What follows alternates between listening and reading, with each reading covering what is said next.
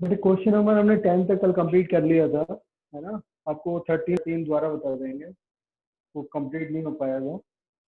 Question number 11 से शुरू करते हैं ना। 11 थोड़ा लेंथी क्वेश्चन है, इसलिए मैंने कल, क्योंकि टाइम कम था, वो 13 भी नहीं कंप्लीट हो पाया। तो क्वेश्चन नंबर आपका 11 है, sum of p q and r terms of an AP are a b. ठीक है, प्रूव दैट, प्रूव क्या करना है, प्रूव करना है हमें ए अपॉन, ये नीचे लिख रहा हूँ मैं, a upon p q minus r plus b upon q are minus p plus c upon are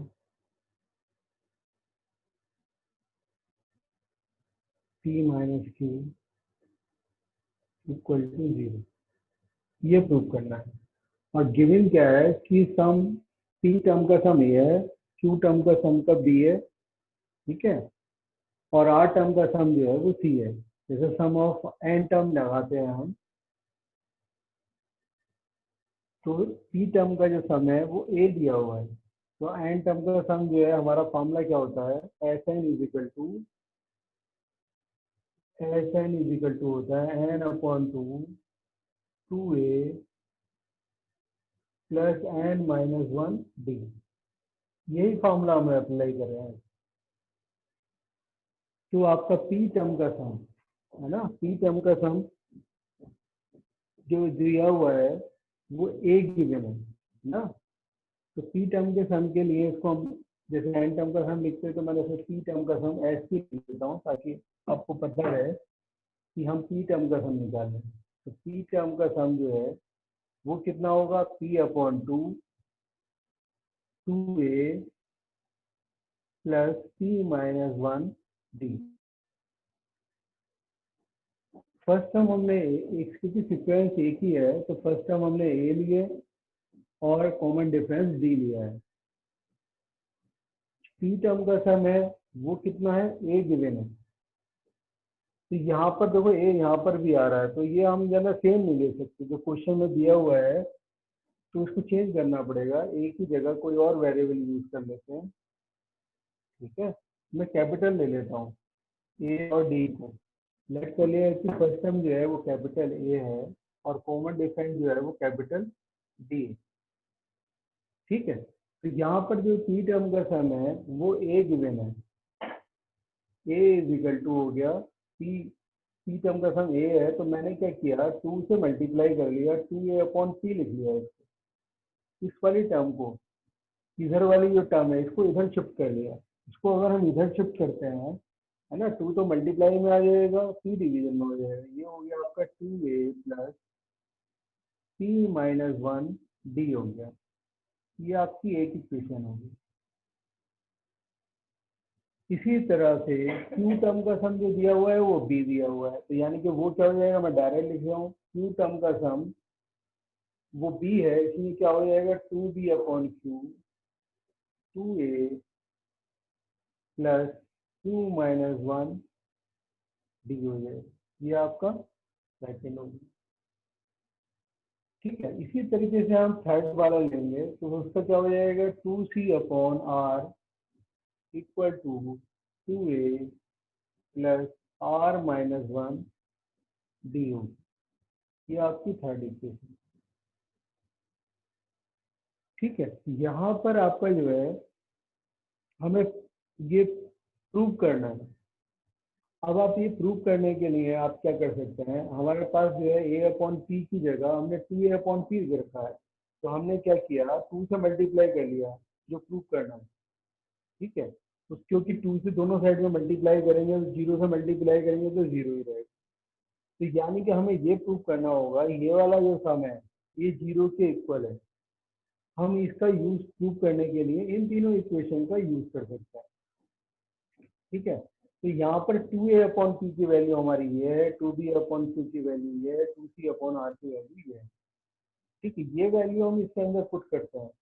अगर हम ये वाली वैल्यू इसके अंदर पुट करते हैं लेफ्ट हैंड साइड में, है ना, राइट हैंड साइड में नहीं, लेफ्ट हैंड साइड में हम पुट कर रहे हैं, क्या कर रहे हैं, 2a/p की जगह ये पुट कर रहे हैं फ्रॉम इक्वेशन 1 ना। तो यहाँ से हमने पुट किया तो क्या हो जाएगा, 2a प्लस p-1 du।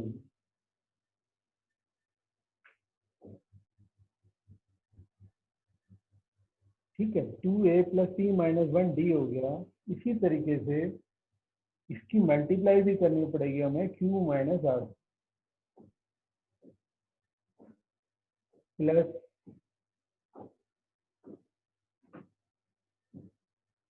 ये है आपका 2b/q। 2b/q की वैल्यू कितनी है, 2a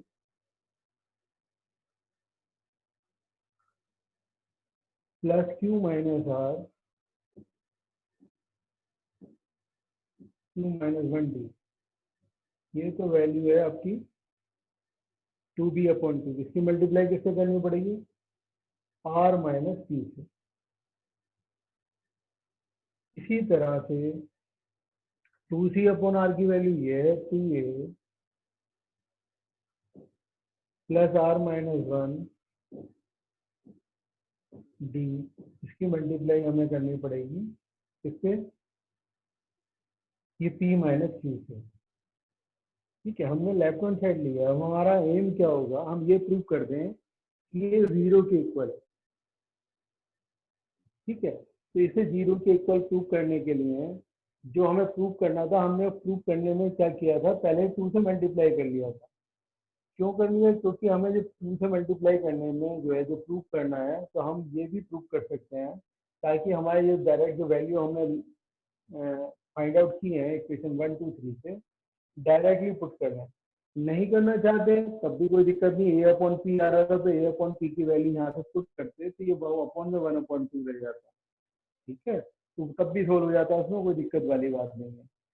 अब इसको सिंप्लीफाई करना है। इसमें बहुत सारी टर्म्स आ रही है मल्टीप्लाई में, है ना। मल्टीप्लाई में क्या होगा, 2a की मल्टीप्लाई q माइनस आर से करनी पड़ेगी, 2a की मल्टीप्लाई r माइनस b से भी करनी पड़ेगी, r माइनस p से भी करनी पड़ेगी, और 2a की मल्टीप्लाई p-q से। तो मैंने क्या किया, जो 2a की वाली टर्म है उनको एक साथ लिख दिया। जब 2a को कॉमन ले लिया, आप ये समझो, अगर मैं 2a लेता हूँ, 2a की मल्टीप्लाई किससे हो रही है, q माइनस आर से। इसी तरीके से 2a की मल्टीप्लाई r माइनस p से हो रही है, प्लस इसी तरीके से 2a की मल्टीप्लाई p-q से हो रही है। ये हमने मल्टीप्लाई कर। अब आप खुद देख रहे हो कि देखो ये r से r कैंसिल हो रहा है, p से p कैंसिल हो रहा है, और q से ये q कैंसिल हो रहा है। तो 2a इंटू कितना आ गया, 0 आ गया। 2 इंटू 0 का मतलब ये 0 हो गया। लेकिन ये तो सिर्फ हमने किसका किया है, सिर्फ a का किया है। अब इनकी मल्टीप्लाई भी बाकी है ना, इसमें और भी ज्यादा टर्म आएंगे, है ना। तो इसको हमने क्या किया, डी हमने कॉमन ले लिया सब में से। जैसे हमने अभी कॉमन लिया था हमने 2a, अब हमने डी कॉमन ले लिया। डी कॉमन लेते हैं, डी कॉमन लेने के बाद क्या होगा, p-a की मल्टीप्लाई q-r से करनी पड़ेगी। p-1 की मल्टीप्लाई q-r से करनी है, और q-1 की मल्टीप्लाई r-p से करनी होगी, और प्लस r-1 की मल्टीप्लाई p-q से करनी है। तो ये अभी मल्टीप्लाई करना बाकी है। अब इसकी मल्टीप्लाई करते हैं।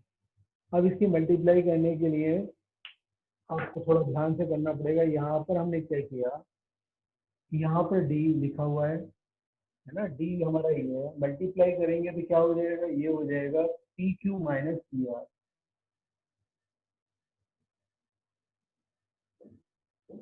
P q minus P R, फिर -1 से किया तो माइनस की क्यू प्लस का आर आ गया। इसी तरीके से हमने इसकी मल्टीप्लाई करी तो क्या हो गया, क्यू पी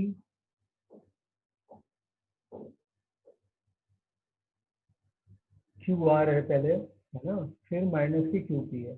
फिर मैं पहले क्यू आर ही लिखता हूँ, कोई कंफ्यूजन आ रही, Q are minus C Q P.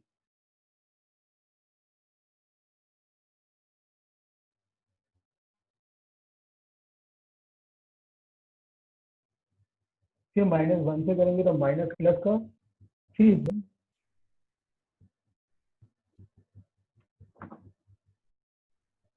Minus के आर क्यू माइनस के पी प्लस का क्यू आ गया, तो ये मल्टीप्लाई करेंगे। अब आप ये देख लो कि सारे टर्म ये भी कैंसिल हो रहे हैं, तो ये प्लस का पी क्यू है, ये माइनस का क्यू पी है, पी क्यू और क्यू पी एक ही बात है। यहाँ माइनस का पी आर है, तो ये प्लस का पी आर है ना, और यहाँ पे प्लस का क्यू आर है, ये माइनस का पी आर क्यू है। ये माइनस का पी है तो यहाँ पर प्लस का पी है, तो सारी टर्म ये कैंसिल हो रही है। ये सारी टर्म कैंसिल हो रही है, तो डी की मल्टीप्लाई अगर हम करते हैं, डी की मल्टीप्लाई सब कैंसिल होकर जीरो हो जाएगा, जीरो से मल्टीप्लाई करेंगे तो ये, ठीक है। तो इसी तरीके से ये वैल्यू भी जीरो हुई, ये हमें प्रूव करना था, ठीक है। मैंने थोड़ी जगह ज़्यादा छोड़ी, मैं सोच रहा था कि यहाँ पे ज़्यादा स्पेस की जरूरत पड़ेगी, मैंने डायरेक्टली लिख दिया, क्योंकि दो दो लाइन की जरूरत थी हर एक हर पार्ट में, ठीक है। तो ये इसमें मैंने जगह जो ज़्यादा छोड़ दी थी, लेकिन फिर मैंने सोचा कि आपको एक ही से समझ में आ जाएगा, क्योंकि एग्जैक्टली एक ही है, सबका मेथड एक है। दोबारा समझ लो, क्वेश्चन में गिवन क्या है, गिवन है कि सम ऑफ पी टर्म का सम वो कितना है, वो ए है। तो पी, जो एन टर्म का सम का फॉर्मूला लगाते हैं तो पी अपॉन टू ए plus p minus one d करते हैं, तो ये ए के बराबर है, तो ए यहाँ पर आया हुआ था, तो हमने क्या किया, टू से मल्टीप्लाई कर दिया और टू से डिवाइड कर दिया। तो जैसे ये टू ए अपॉन पी हुआ, ठीक है, उसी तरीके से ये टू बी अपॉन क्यू हो जाएगा, ये टू सी अपॉन आर आ जाएगा, क्योंकि सिमिलरिटी है। जैसे कि पी टर्म का सम ए दिया हुआ है, उसी तरीके से क्यू टर्म का सम बी दिया हुआ है, आर टर्म का सम क्या दिया हुआ है, सी दिया हुआ है। तो सम में तीनों में सिमिलरिटी है, तो तीनों में एक जैसा ही है, तो हमने डायरेक्टली लिख दिया। पहले वाला करके बताया, फिर दूसरे वाला हमने डायरेक्टली लिख दिया, तीसरे वाले में डायरेक्टली लिख दिया। ऐसा हम कर सकते हैं अगर हमें पूरा कॉन्फिडेंट है, अदरवाइज है ना, कोई कंफ्यूजन है तो आप लिख के कर लो, कोई दिक्कत नहीं है, उसमें गलती ना हो जाए, ठीक है। तो ये हमने तीनों जब लिख लिए, तीनों लिखने के बाद फिर हमने क्या करना था, जो हमें प्रूफ करना था, प्रूफ करने में हमारा क्योंकि टू ए आ रहा था, तो हमने प्रूफ करने वाला भी चेंज कर लिया। ऐसा भी कर सकते हैं, जो प्रूव करना है उसको हम चेंज करना चाहें तो कर सकते हैं, लेकिन उसकी वैल्यू बदलनी नहीं चाहिए। हम तो अगर मल्टीप्लाई करते हैं तो मल्टीप्लाई दोनों साइड में करना पड़ेगा, डिवाइड करते हैं जो डिवाइड भी दोनों साइड में करना पड़ेगा, ऐड करते हैं तो दोनों साइड में ऐड करना पड़ेगा। तो हमने क्या किया, टू से मल्टीप्लाई कर लिया पूरी इक्वेशन को जो प्रूव करना था। मल्टीप्लाई करने के बाद जो होगा, अब इसकी वैल्यू हमें डायरेक्टली पता है, टू ए अपॉन पी, तो टू ए अपॉन पी की वैल्यू हमने डायरेक्टली पुट कर दी, क्यू माइनस आर, ये ऐसे लिखा रहेगा। ऐसी टू बी अपॉन क्यू की वैल्यू भी ये डायरेक्टली पुट कर दी, है ना, ये वाली वैल्यू आर माइनस सी जो है, ये वाला सॉरी, ये आर माइनस सी ऐसे लिखा रहने दिया, तो टू सी अपॉन आर की वैल्यू पुट कर दी, और ये पी माइनस सी ऐसे लिखा रहने दिया। हमें जीरो के इक्वल प्रूव करना है, तो हम सिर्फ लेफ्ट हैंड साइड को इसकी सोल्व कर रहे हैं। तो लेफ्ट हैंड साइड को सोल्व करने के लिए अब ये इतनी सारी टर्म आ गई जो कि देखने में बहुत बड़ी लग रही है, तो इसे सोल्व करने के लिए हमने क्या किया, एक तरकीब तो थी, सबको आप मल्टीप्लाई करके देखते, फिर आप कॉमन लेते, है ना, तो मल्टीप्लाई कर लेते सबको, फिर कैंसिल भी हो सकती थी, कैंसिल हो जाती सारे टर्म आपस में, तो वो ज़्यादा कॉम्प्लिकेटेड रहता, तो उससे बेहतर ये किया मैंने, जो टू ए की मल्टीप्लीकेशन में आएंगे टर्म उनको अलग लिख दिया, क्योंकि टू ए की मल्टीप्लाई जो होनी है वो क्यू से होनी है और आर से होनी है, तो टू ए हमने बाहर लिखा रहने दिया, टू ए क्यू आता, टू ए हमने कॉमन ले लिया, तो क्यू माइनस आर आ गया। इसी तरीके से टू ए की मल्टीप्लाई आर माइनस पी से होनी है, तो यहाँ आर माइनस पी आ गया, टू ए की मल्टीप्लाई पी माइनस क्यू से होनी है, तो ये पी माइनस क्यू आ गया। यहाँ पर जो टर्म कैंसिल हो रही है, तो उससे क्या हो गया, इसकी वैल्यू जीरो होगी। अब इसी तरीके से हमने क्या किया, यहाँ पर किया है जो डी वाले टर्म है, डी वाले टर्म में क्या है, डी के साथ जो है जो कोफिशिएंट है डी का, उसके अंदर दो टर्म है, तो दो टर्म की दो से मल्टीप्लाई करेंगे तो चार टर्म आएंगे, ठीक है, थोड़ा इसमें और बड़ा हो गया। यहाँ पे क्या था, यहाँ पे टू ए अकेला था, आवाज समझ नहीं, इसकी मल्टीप्लाई सिर्फ इन दोनों से होनी थी, तो ये डी हमने अगर कॉमन लिया तो पी माइनस वन की मल्टीप्लाई हमें क्यू माइनस आर से करनी पड़ेगी। फिर इसी तरीके से हमें क्यू माइनस वन की मल्टीप्लाई आर माइनस पी से करनी पड़ी, फिर आर माइनस वन की मल्टीप्लाई पी माइनस क्यू से करनी पड़ी। फिर हमने डी आपको एज इट इज बाहर लिखा रहने दिया, इनकी मल्टीप्लाई कर लिया हमने। मल्टीप्लाई करने के बाद आप देख रहे हो कि सारी टर्म आपस में कैंसिल हो रही है। मैंने कैंसिल करके नहीं दिखाया है ताकि आपको देखने में थोड़ा, ठीक है ना, ओवर ना हो जाए, क्लियरली नजर ना आए, इसलिए मैंने इसको ऐसे ही लिखा रहने दिया है। तो आप कैंसिल करना चाहो कैंसिल कर सकते हो। यहाँ पे क्लियरली नजर आ रहा है एक टर्म प्लस में है और दूसरी टर्म माइनस में, तो सारी टर्म आपस में कैंसिल हो जाएंगी। तो डी इंटू जीरो कितना हो जाएगा, जीरो हो जाएगा। यही हमें प्रूव करना था। तो इस तरीके से क्वेश्चन किया है ना। ये क्वेश्चन लेंथी था, तो इसमें तो बचे होते कल 5 ही मिनट थे, 5 मिनट भी नहीं थे, तो मैंने सोचा ये तो कल हो नहीं पाएगा। लेकिन 13 शुरू किया था तो 13 भी बीच में रह गया। अब बताओ ये समझ में आ गया आपके? तो इसको रब कर देता है।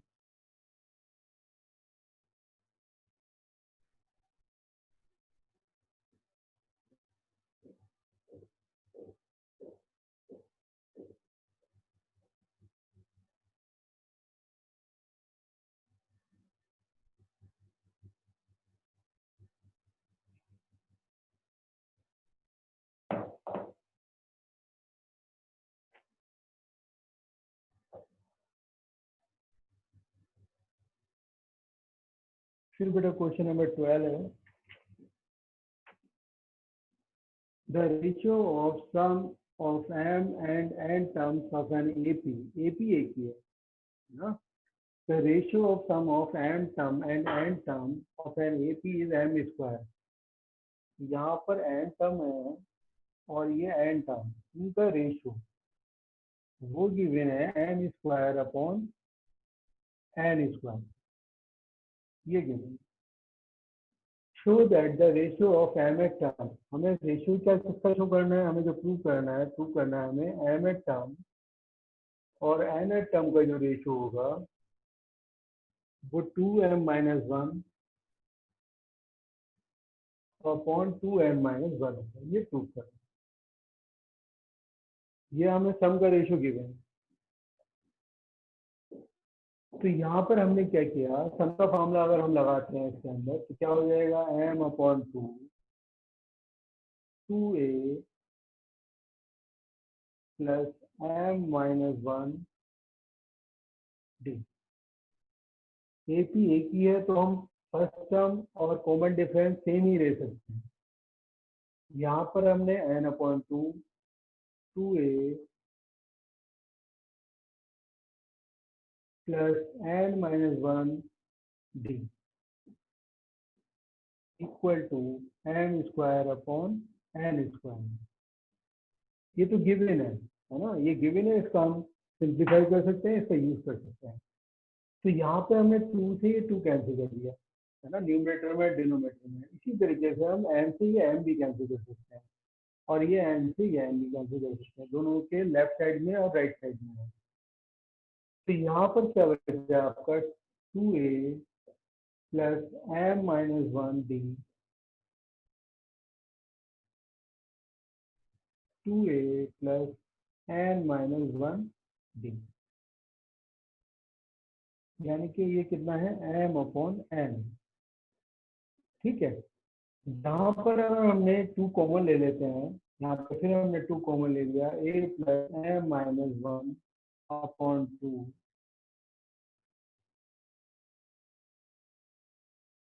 डी। यहाँ पर भी 2 कॉमन ले लिया, a plus m-1 upon 2 D equal to m upon n होगा। ये 2 से 2 कैंसिल हो गई। अब हमें जो प्रूव करना है उसमें क्या है, m एट टर्म है। m एट टर्म का मतलब होगा a प्लस m-1 डी, इसकी वैल्यू हमें चाहिए। n एट टर्म का मतलब है a प्लस n-1 डी की वैल्यू चाहिए। इसका रेशियो हमें प्रूव करना होगा 2m-1 अपॉन 2n-1 पे। तो जो हमें लाना है, इसलिए हमने 2 कॉमन लिया। 2 कॉमन इसलिए लिया ताकि ये 2a था ना, 2a की जगह हमें a चाहिए, तो हमें 2 कॉमन ले लिया, तो देखो ये a हो गया। मगर ये हमें इसकी जगह हमें क्या चाहिए, इसकी जगह हम चाहते हैं m-1। ठीक है, अगर हम m माइनस वन चाहते हैं तो m की वैल्यू हम क्या रखें? देखो वैसे तो मुझे तो क्लियर नहीं आ रहा, अगर m की जगह अगर हम 2m-1 रख लें, देखो m की जगह अगर हम 2m-1 रखते हैं तो क्या हो जाएगा, 2m-2 हो जाएगा, 2 से डिवाइड करेंगे तो m-1 आ जाएगा।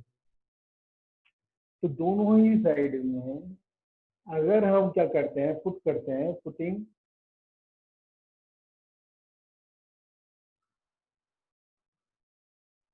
2m-1 in place of m and 2m-1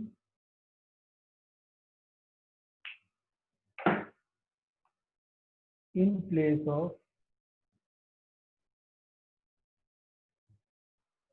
m।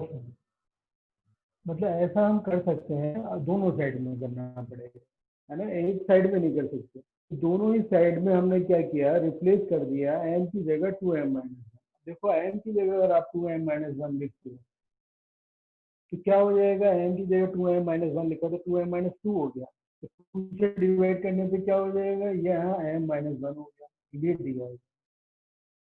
यहाँ क्या हो गया, a प्लस n-1, ये डी आ गया, ठीक है, इक्वल टू, यहाँ पर भी हमें यही रखना पड़ेगा, m की जगह क्या करा हमने, 2m-1 और 2n-1 रख। तो यानी कि यही हमें प्रूव करना था कि m एट टर्म का रेशियो और n एट टर्म का रेशियो कितना होगा, 2m-1 अपॉन 2n-1 के बराबर। इस तरीके से हमने, अगर आपकी समझ में नहीं आता है कि हम क्या रखें, है ना, हमारे पास जो है जैसे यहाँ पर m-1/2 है, m-1/2 है, अगर आपकी समझ में नहीं आ रहा तो आप चाहते क्या हो, m-1/2 की जगह कितना आ जाए, m-1 आ जाए, इसकी जगह आप कोई नाम बदल के देख लो, उसकी वैल्यू पता चल जाएगी आपको क्या पुट करना होगा। ठीक है, हम चाहते हैं इसका नाम रख लो आप x-1, ठीक है, तो क्या होगा, m की वैल्यू कितनी हो जाएगी, यहाँ हो जाएगा m इजिकल टू आएगा 2x-2 प्लस के 1, यानी कि कितना हो गया, m की वैल्यू हो गई 2x-1, है ना। जैसे हमने क्या किया, m की जगह 2x-1 आ रहा है ना, तो यहाँ क्योंकि हमें m ही चाहिए तो 2m-1 रखना पड़ेगा, ये हम ऐसे कैलकुलेट कर सकते हैं। अगर नहीं, क्योंकि तुम्हें और लगेगा यहाँ पर हम x क्यों लिख रहे हैं, इसलिए मैंने डायरेक्टली आपको बता दिया, क्योंकि डायरेक्टली भी इजीली समझ में आ रहा है, क्योंकि हमें क्या चाहिए, हमें m-1 चाहिए, तो m-1 चाहिए, 2 से डिवाइड भी करना है, तो m-1 ही अगर हम पुट कर लेंगे, 2m-1 पुट कर लेंगे तो डिवाइड करके m-1 आ जाएगा।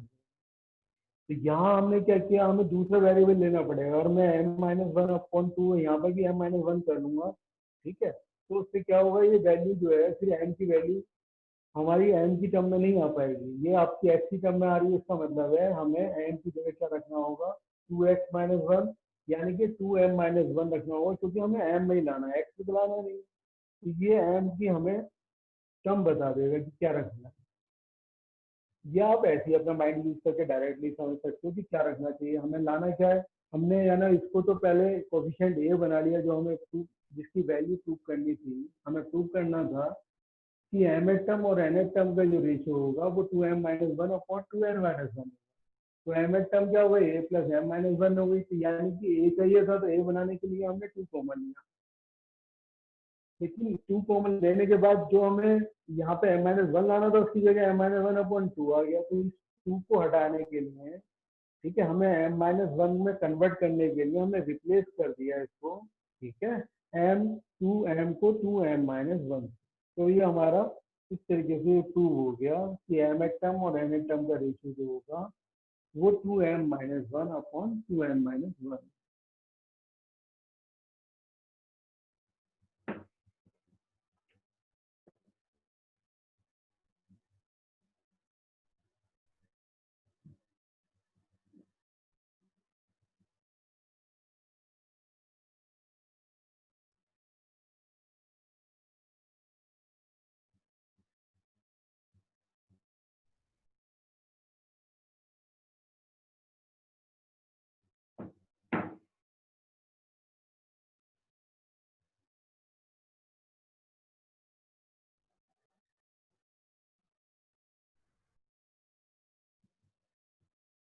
देखो बेटा क्वेश्चन नंबर 13 है।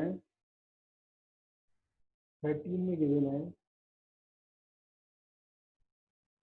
If the sum of n term of a, ये गिवन है आपका 3n² प्लस 5 है। तो हमें find and its M th term जो है 164 है, यानी कि एम एच टर्म वो 164। Find the value of M, हमें एम की वैल्यू फाइंड आउट करनी है। तो एम की वैल्यू फाइंड आउट करने के लिए पहले तो आप क्या करेंगे, ए और डी हमें फाइंड आउट करना पड़ेगा। एम की जगह देखो मैं 1 पुट करता हूँ, तो क्या हो गया 3 + 5 यानी कि 8 हो गया। और 2 पुट करता हूँ तो ये हो जाएगा 2 2 या 4 3 या 12, 2 5 या 10, 22। और 3 पुट करता हूँ, 3 3 या 9, 3 या 27, 3 5 या 50, 42। अब हमें है ना फर्स्ट टर्म चाहिए, तो फर्स्ट टर्म तो वही होगी जो कि आपका S1 है। ठीक है, फर्स्ट टर्म वही हो जाएगी जो S1 है, यानी कि AP हो जाएगी। सेकंड टर्म चाहिए तो सेकंड टर्म आपको पहले ही बताया जा चुका है कि S2 माइनस S1 कर लेंगे। दो टर्म के सम में से वन टर्म का सम माइनस कर देंगे, यानी कि कितना हो जाएगा 14। ठीक है भाई, दो टर्म ही काफ़ी है, हमें तीसरी थर्ड टर्म निकालने की जरूरत ही नहीं है, क्योंकि उन्होंने बोला है कि वो AP में है।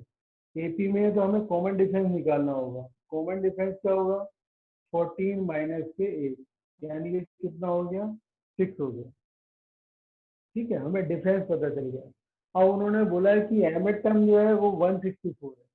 तो एम टर्म का मतलब A प्लस M-1D is equal to 164। A की वैल्यू हमें पता है, फर्स्ट टर्म वो कितना है 8 है। M-1 डी की वैल्यू हमें पता है वो कितनी है 6 है, इज इक्वल टू 164। 8 को हम उधर ले गए, 6 से डिवाइड कर देंगे, 14 में से 8 गया 6,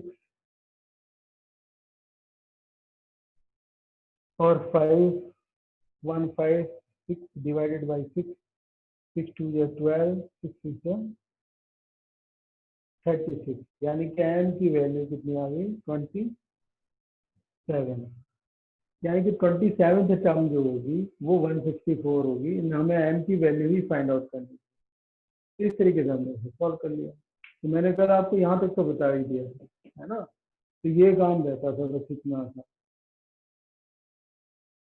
ठीक है, तो हमने कोई इसमें दोबारा समझाने की जरूरत तो इसे है नहीं, तो सिंपल क्वेश्चन है। इसमें फर्स्ट टर्म निकाली हमने और कॉमन डिफरेंस निकाला है, और जो इन्होंने दी कंडीशन है उसका हमने यूज कर लिया कि एम एच टर्म जो है वो 164 है।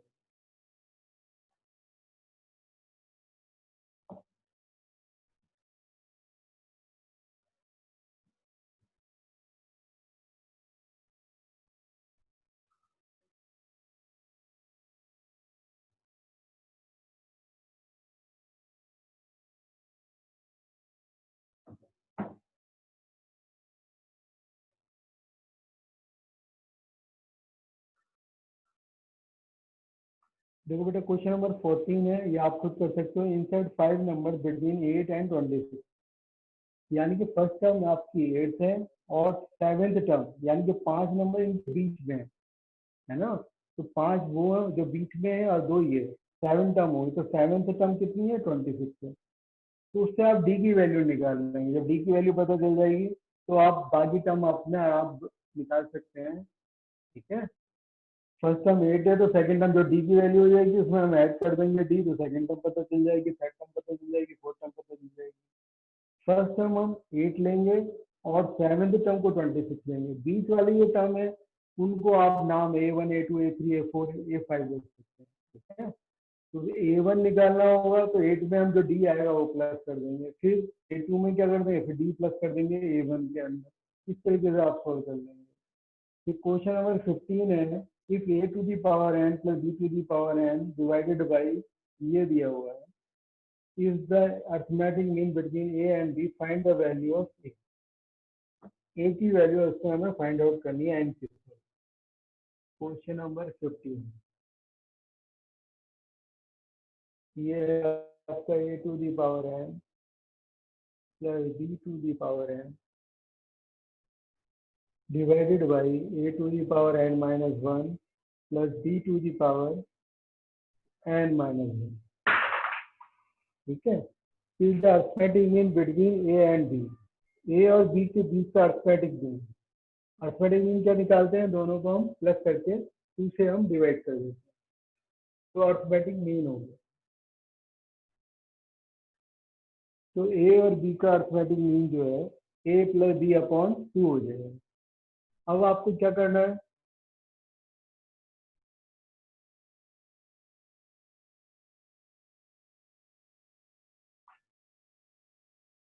इसकी वैल्यू फाइंड आउट करने के लिए ये ए प्लस बी अपॉन 2 है, क्रॉस मल्टीप्लाई हमने कर दिया इसको, है ना।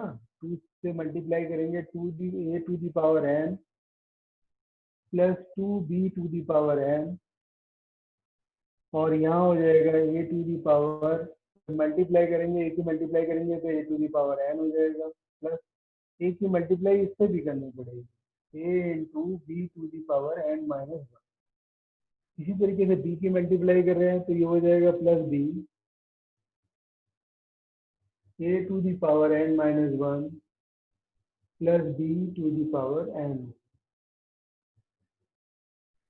तो यहाँ पर हमने क्या किया, जो A to the power N को इधर ले आए, 2 ए टू दी पावर एन को इधर ले आए,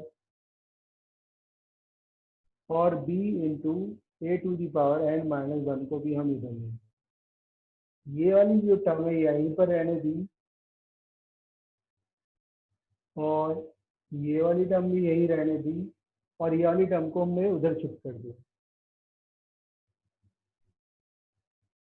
तो यहाँ 2 ए to the power N minus a to the power n है, तो ये माइनस हो जाएगा, ये कितना हो जाएगा, ए टू दी पावर एन हो गया, minus B into A to the power N minus one. इसी तरीके से यहाँ पर हमने क्या किया, ये A B to the power N minus one है, इसको भी माइनस कर दिया, minus B to the power कितना हो जाएगा, एन।